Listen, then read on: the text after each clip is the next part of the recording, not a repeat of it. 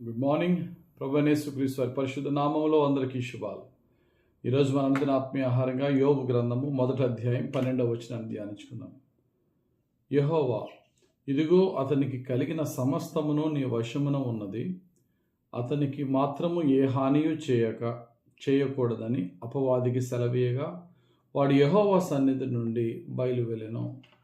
చదవబడిన వాక్యంలో మనం చూస్తే భక్తుడైనటువంటి యోబు విషయంలో తండ్రి అయినటువంటి దేవుడు ఎంతగానో అతిశయిస్తూ, నా కుమారుడైన యోబుని చూసావా, ఎంత నిందారహితుడుగా ఎంత యథార్థంగా ఉన్నాడని అతిశయించినప్పుడు సాతానుడు దేవుని దగ్గర పర్మిషన్ తీసుకుంటాడు. ప్రభువా, అతన్ని నేను శోధిస్తాను, అతడు శోధించినప్పుడు కూడా యథార్థంగా ఉంటాడో లేదో చెక్ చేయద్దు, కానీ నువ్వు అన్నీ ఇచ్చావు కాబట్టి అంత యథార్థంగా ఉన్నాడంటే సాతానుడు ఏ విధంగా శోధించాడో చూడండి ఒకసారి. ముందు ఫైనాన్షియల్గా శోధించాడు, ఆ తర్వాత ఎమోషనల్గా శోధించాడు, తర్వాత ఫిజికల్గా శోధించాడు, తర్వాత మెంటల్గా శోధించాడు, తర్వాత స్పిరిచువల్గా శోధించాడు. అంటే మొట్టమొదటిగా ఫైనాన్షియల్గా శోధించడం అంటే తనకున్న ఆస్తి అంతా పోగొట్టాడు. అయినా ఏమాత్రం కూడా భక్తుడైనటువంటి యోబు కృంగిపోలేదు, దేవుని విడిచిపెట్టలేదు. తర్వాత ఎమోషనల్గా తన 10 మంది పిల్లల్ని చంపి ఎంతగానో డిప్రెషన్ గురయ్యేలా చేద్దామని ట్రై చేశాడు. భావోద్వేగానికి లోనవుతాడు అనుకున్నాడు. అయినా యెహోవా ఇచ్చాను, యెహోవా తీసుకొనని ఇంకా నమ్మకంగా ఉన్నాడు. అప్పుడు మరలా పర్మిషన్ తీసుకుంటాడు యోబు దేవుని దగ్గర. అతని శరీరాన్ని తాగుతానంటే దేవుడు అంటాడు, అతని శరీరాన్ని తాగుగానే అతని ప్రాణాన్ని మాత్రం తీయొద్దు అన్నాడు. ఈసారి శరీరం అంతా భయంకరమైనటువంటి వ్యాధి రప్పించాడు. అయినా దేవుని నమ్మకంగా గనపరుస్తూనే ఉన్నాడు. దెబ్బ మీద దెబ్బ మానసికంగా కలల్లో కూడా పీడించాడు. అయినా దేవుని గనపరుస్తున్నాడు. చివరికి సాతానుడు తన సొంత భార్యనే ఒక సాధనంగా చేసుకుని, ఇంకా నువ్వు నీ యథార్థత వదలవా, దేవుణ్ణి దూషించి మరణం కమ్మని యోబుని శోధించాడు సాతానుడు తన భార్య ద్వారా. యోబు గ్రంథం 2వ అధ్యాయం 9వ వచనం.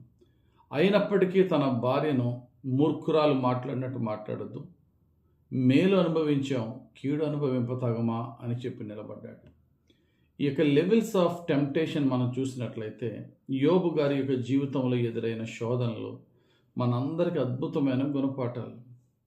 అయితే దేవుడు ఇస్తున్న అష్యూరెన్స్ ఏంటంటే, నీ కెపాసిటీ ఎంతో నాకు తెలుసు, నీ కెపాసిటీని మించి నేను శోధించను. అనగా నీ ఓర్చుకునే శక్తి ఎంతో నాకు తెలుసు, దానికి మించిన శోధన నీకు ఇవ్వనని దేవుడు గ్యారంటీ ఇచ్చాడు.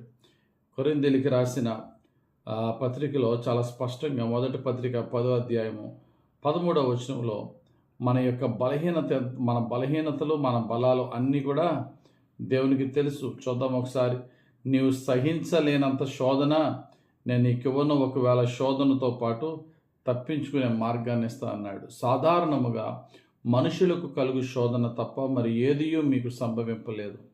దేవుడు నమ్మదగిన వాడు, మీరు సహింపగలిగినంతకంటే ఎక్కువగా ఆయన మిమ్మల్ని శోధింపబడనీయడు. యేసయ్య శోధించేవాడు సాతానుడైనా మీ శక్తికి మించి వాడికి శోధనకి పర్మిషన్ ఇవ్వడట. అంతేకాదు, సహింపగలుగుటకు ఆయన శోధనతో కూడా తప్పించుకునే మార్గమును కలుగచేయును అని కొరింథీయులకు రాసిన మొదటి పత్రిక 10వ అధ్యాయం 13వ వచనంలో పౌలు గారి ద్వారా చెప్తున్నారు. యోబు గారి శోధన అంతా చూసినట్లయితే ఏ కోణాల్లో శోధించాడో అన్ని విధాలుగా సాతానుడు శోధించినా ప్రతి శోధనలో ఆయన నిలబడ్డాడు, దేవుని కొరకు కనిపెట్టాడు. దేవుడు రెట్టింపుగా భక్తుడైనటువంటి యోబుని ఆశీర్వదించాడు. మన జీవితంలో ఈరోజు మనకు కలుగుతున్న శోధన ఏంటి? ఒక సత్యాన్ని తెలుసుకోవాల్సింది ఏంటంటే, ఏ శోధనైనా నా ప్రభువు సాతానుడికి పర్మిషన్ ఇస్తేనే కానీ అది నా దగ్గరికి రాదు. నా ప్రభువు నాకు ఇచ్చేటంటే అర్థం ఏంటంటే, ఆల్రెడీ ఆ శోధనకు తగ్గట్టుగా నన్ను ఆయన బలపరిచే నన్ను ఆ శోధన ఎలా చేశాడు. యేసు ప్రభువుని సాతాను చేత శోధింపబడటానికి పరిశుద్ధాత్ముడే తీసుకెళ్ళాడట అరణ్యంలోనికి. లోకాసు వార్త 4వ అధ్యాయం 1వ వచనంలో ఉంటుంది. అప్పటికి యేసు ప్రభు ఎలా ఉన్నాడు? ఉపవాస ప్రార్థనలతో శారీరకంగా బలహీనంగా ఉన్న, ఆత్మీయంగా మంచి స్ట్రాంగ్గా ఉన్నాడు. దీన్ని బట్టి అర్థం చేసుకోవాల్సింది ఏంటంటే, మనం ఎప్పుడు ఆత్మీయంగా స్ట్రాంగ్ ఉంటామో మన శక్తికి తగ్గ శోధన దేవుడు ఎలా చేస్తాడు? ఎందుకంటే శోధనను జయించిన క్వాలిఫికేషన్తో మనం పరలోక రాజ్యానికి వారసులు అవ్వాలి. కాబట్టి ప్రియులారా, శోధనకు భయపడదాం. అలాగని మనం ఏమి శోధనలు ఆహ్వానించే వారం కాదు. ప్రార్థనలు, పరలోక ప్రార్థనలు చేస్తాం.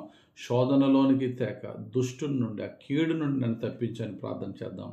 ఒకవేళ శోధనే వస్తే ఖచ్చితంగా ఆ శోధన జయించే శక్తిని దేవుడు మనకు ఆల్రెడీ ఇచ్చాడు.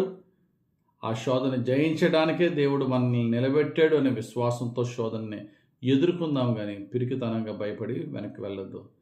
భక్తుడైన పౌలు శోధనను ఎదుర్కొన్నాడు, శోధన సహించాడు, శోధన జయించాడు, దేవుని మహిమను పొందుకున్నాడు. మనం కూడా శోధన సహిందాం, జయిద్దాం, దేవుని యొక్క ఫలాన్ని పొందుకుందాం. దేవుడు తన పరిశుద్ధ వాక్యం దీవించి మన జీవితంలో రక్షణకరంగా ఫలింపజేయునుగాక.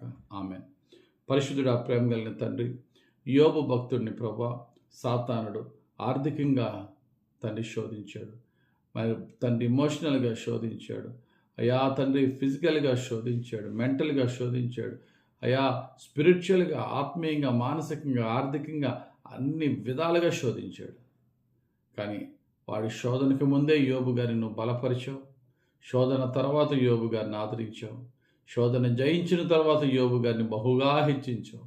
మా జీవితంలో శోధనలకు భయపడకుండా, శోధన రాబోతున్న శోధనకు ముందే నువ్వు మమ్మల్ని బలపరుస్తున్నావని విశ్వసిస్తూ, నీలో బలం పొందుకుంటూ, నీ వైపు చూస్తూ ప్రతి శోధన జయించే నీ మహిమైశ్వర్యం మాకు దయచేయమని యేసుక్రీస్తు వారి పరిశుద్ధ నామములో ప్రార్థించి వేడుకొనుచున్నాం తండ్రి.